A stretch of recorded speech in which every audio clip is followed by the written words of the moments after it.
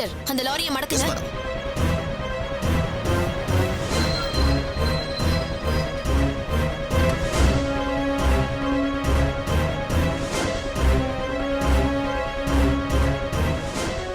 வண்டி எங்கிருந்து வருது சார்? என் பொண்ணுக்கு பக்கத்துல இருக்கிற முருகன் கோயில்ல கல்யாணம் வச்சிருக்கேன். யோ, வண்டி எங்கிருந்து வருதுன்னு கேட்டா கதை சொல்லிக்கிட்டு இருக்க.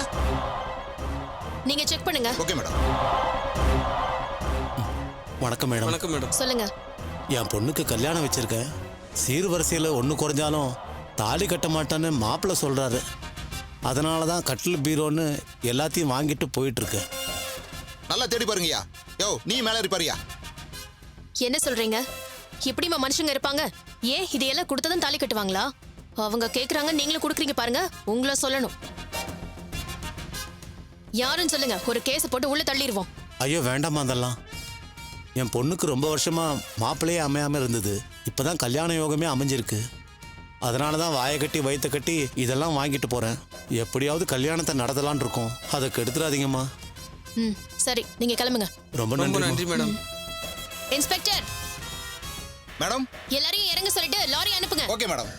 ஏப்பா இறங்கப்பா, இறங்க. பாபா இறங்கி டோர் லாக் பண்ணிட்டு வா. வண்டி கிளம்பலாம். போ போ போ போ.